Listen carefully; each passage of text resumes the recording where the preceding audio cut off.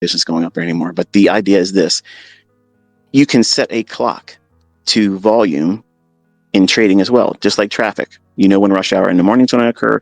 You know where rush hour is in the afternoon. Well, the same thing occurs in trading. And I want you to think about the importance of knowing when there is going to be scheduled volume inflows. What does that mean? Certain times of the day, there is a reasonable expectation that there's going to be a lot of interest to be trading. That's at the beginning of the trading sessions, being like London, New York session AM, or for forex traders, New York open kill zone, or the London close session for forex traders, or the lunch hour for index trading. And then you have the PM session, which is 2 o'clock to 4 o'clock. So you can anticipate setups that will form within those little specific time windows. Now, as an educator, every time I have ever released something new, if we were to look at the flock, the herd, if you will, that follows any educator, and we're going to talk about just me in this instance, whenever I release something new, okay, or if I share something that builds on more understanding about a particular asset or a model or a PD array, something that gets everybody excited, it's almost like they want to forget everything that they've already learned and they only want to just do that. This is the thing. Now he's been holding out this long. Now he's releasing this. This is the magic bullet. Okay, you've been taught the silver bullet. Now this is the magic bullet, whatever. I'm obviously speaking rhetorically. And unfortunately, that's not a good thing. And it may not feel like it's a good thing at the time. It feels like the right thing because impulsiveness in humans is what it is. You feel like that this is the thing you're looking for. This is the thing I've been looking for all this time. And that may be true for some of you. Some of you, when you get to that 2022 model, that are, in my opinion, are very simple rules that lead to a consistent setup that is very easy to see. It's conceptually pleasing because it doesn't demand a lot of moving parts. It's rule-based. And as long as you can see where liquidity is, above old highs or below old lows, and you have a bias, something on a higher time frame basis, you can use that model and be very consistent with it. And once the trade pans out, you stop and there's nothing else to think about, nothing else to worry about. The problem is some of you aren't content with that and you want more. And I want to kind of like pull you back, okay? Pulling the reins on you because you get a little too wild sometimes. You want to do more than what's necessary. And time helps control that. So what do we mean by that? In the beginning of your trading, when you're looking for consistency and continuity in your trading and not over trading, not being impulsive, not trying to react to price, you want to be anticipating it. Okay, professional traders, they are not surprised by the events in market action. They're not. I know that sounds impossible. I know that sounds like, come on, nobody knows this stuff, ICT. Nobody can know it in advance. Well, around here we do. And my students prove it without me holding them. They're trading markets I don't even trade anymore. And they're doing exceedingly well. So that means they've learned this concept, this mindset, this approach to trading, and they're independently doing it apart from me.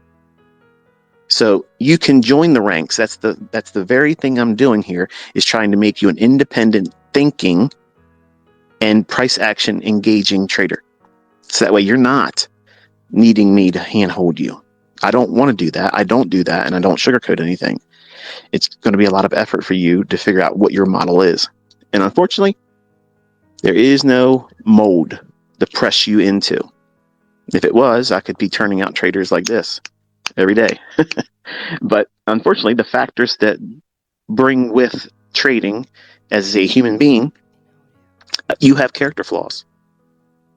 And you have to limit the exposure in these charts and these markets because your natural impulses, which are always going to be negative, the negative is going to overwhelm the few times that you are in the beginning doing the right things at the right time. And it only takes a small series of events that you did wrong with a mindset that was incorrectly, well, focusing on things that aren't that big of a deal. Worrying about which model's better. This guy's posting that he got a payout from this company and he's doing it consistently. What's he doing or what is she doing that I'm not doing? Well, they're minding their own business, number one. They're doing what it is that matches their personality. And I've said this before, and when I first heard this idea expressed by Larry Williams, he had a keynote speaking engagement that I had a VHS tape of in the 90s. And when I first heard him talk about it, it just went over my head like, that's not interesting. Give me an entry pattern. Much like some of you. And that's why I get it. I understand that people that will say you talk too much, get to the point, because what you want is give me the easy 1, 2, 3 entry pattern that's going to work most of the time, which means always, and it never has a losing trade, and I'm going to be able to over leverage because it will work, and I can trust that I can over leverage the maximum amount of contracts that my broker will allow me or my funded account company will allow me to trade, and then I'll be able to get these 5-figure, 6-figure payouts, and I can go on social media and I can act like a warrior and call everybody out and do this and do that, and I can make a name for myself. And that doesn't happen. That doesn't happen, folks. You need to have this same approach or mindset about trading that you do with traffic. If you were going to go away on a trip and you were doing a road trip driving, are you going to plan your departure during the peak of rush hour traffic? No, you're not. When would you likely do it? Well before it happens. That way you can get through the congested, scheduled traffic jams around high congested cities. And then when you get past it, the same thing. After the lunch hour, after the rush hour of 9 o'clock in the morning in the States, wherever you are, there's traffic, yes, but it's not congested or bunched up. You can have a pretty easy movement from one location to the next, unless there's an accident or something like that. Well, that same thing should be applied to your trading. Do you want to go in at the very opening of, say, for instance, 9:30 a.m.? If you're brand new to trading, you don't know what you're doing. That's equivalent to you being a new driver. Do you want to be going out there over the speed limit, texting while you're driving in rush hour? What's that recipe for? Disaster. Okay, I got a guy over here cutting a tree down, so that's not going to sound good on this recording. So let's take it inside here. Some of you are like, I don't care, just talk. And others are like, yeah, we don't like these birds chirping, dude. Give me a second. Give me some edit work for those that want to put these up on their YouTube channel.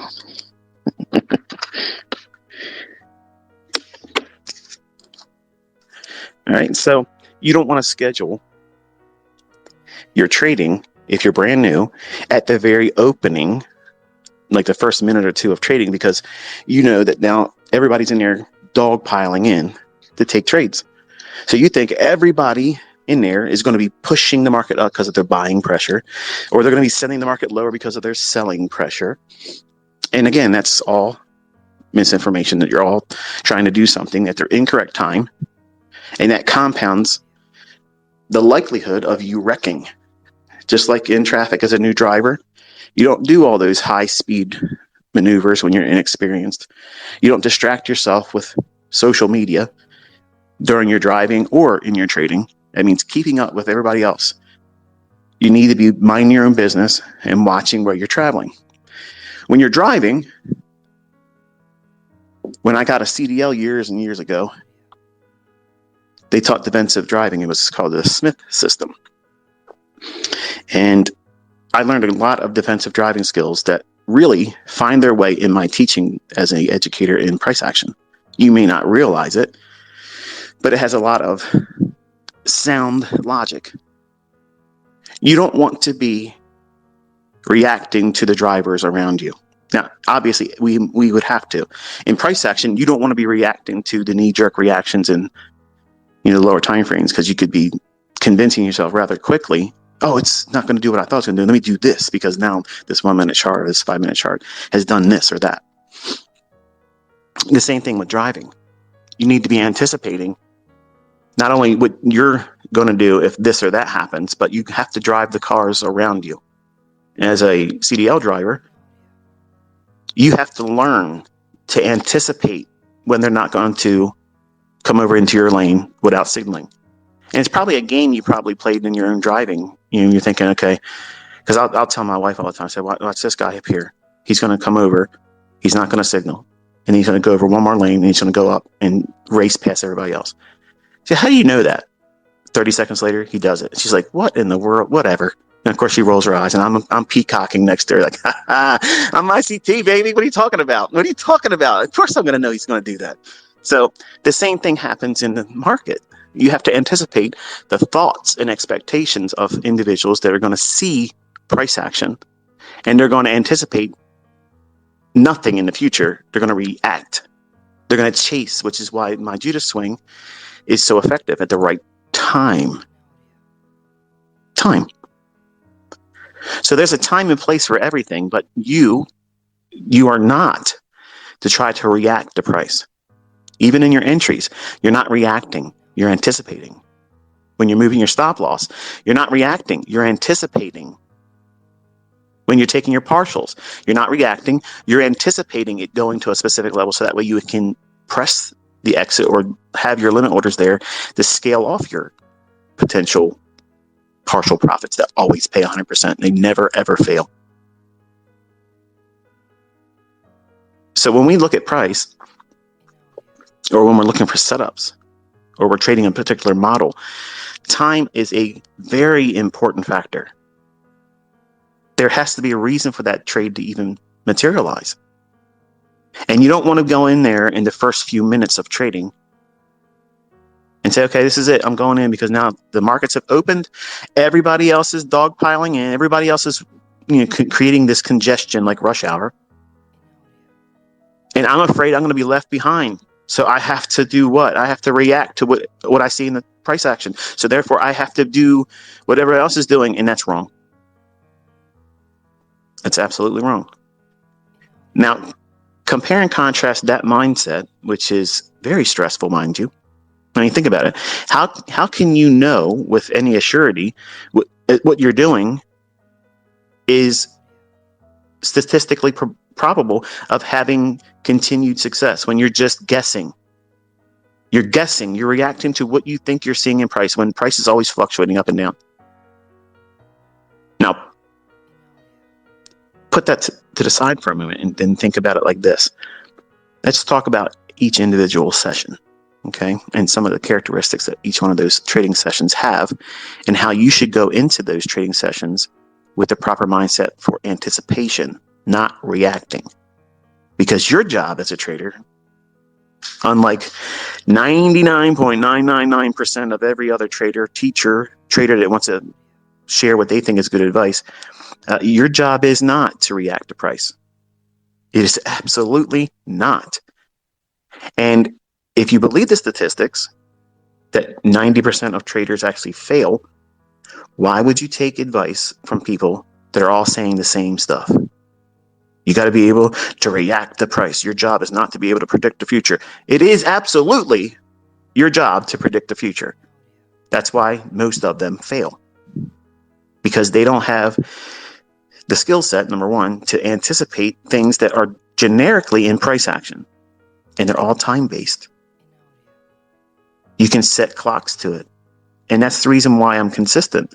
When I talk about things that should happen in the marketplace, the primary function behind the accuracy is I'm only really focusing on specific times, because those times are algorithmic. And if there is an algorithm, and this is this for a moment, let's just put it aside for a minute whether there is or isn't. I know there is, okay? Most of you know there is, but let's make the case for a discussion for the idea that maybe there isn't an algorithm, okay? If there isn't one, how is it that a trader can go in and trust that a setup will perform a specific function in price delivery that we can anticipate. It would be hard to do that. Like, what rule-based ideas, apart from pattern trading, which I'm not a pattern trader. I don't look for price patterns. I look for inefficiencies and liquidity. That's it. That's all there is. And I look for that in time. Specific times of the day. There's very specific times of the day where you as a trader can say,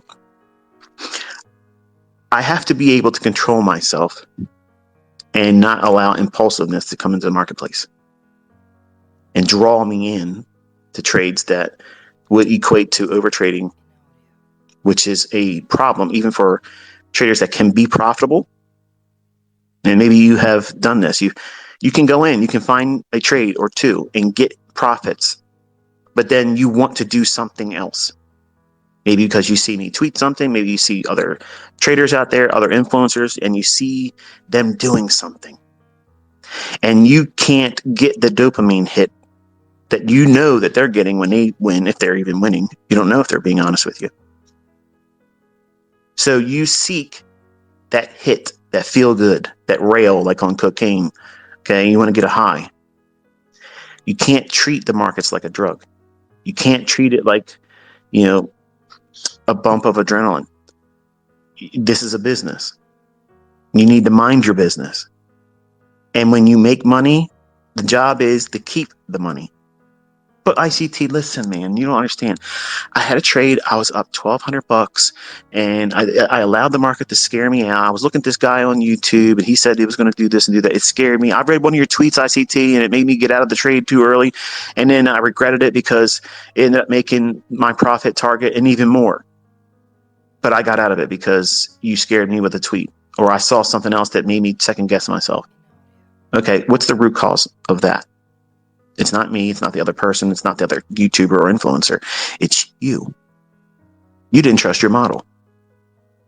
So if you don't trust your model and you're not following a rule-based idea and you take a trade off that could have paid your full profit or more, you can't worry about or more, because if your targets have limit orders on it, how can you get upset that it went past it and went more?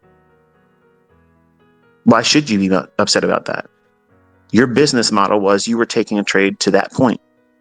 Your business model says you had a stop loss at this point, risking that much money. You were anticipating in the beginning, but now you're reacting to the influences of maybe something I've tweeted, a student of mine has done, other influencer, other trader, other YouTuber. You're not trading, you're trading anymore, is it? It's you reacting. Reacting to trades, reacting to price, reacting to other people's success or failures is a recipe for failure. You have to keep that stuff at a very small level of influence. And it's better, really, to not have it at all. I promise, when you guys get to the point where you know what you're doing and you leave social media, you turn it off, your trading is going to go through the roof. Your performance is going to be astounding. You're not going to care how you measure up to somebody else. And you're not going to worry about what they're doing, how bad they hurt themselves, or how much money they made, or what their payout is, or where they're at on the FTMO leaderboard. All those things are there to cause you to do more of what is likely to incur failure. The statistics are there. 90% of people fail doing this. So if you entice them to do it more frequently with larger leverage than they should, you can trade with 15 contracts with your funded account challenge. Well, guess what? That is a recipe for them to get another reset fee from you. And my son went through that. Oh, it's only $100 and some or whatever it is. I'll get it. I'm going to prove dad wrong. Okay. Well done. You paid them. You made nothing.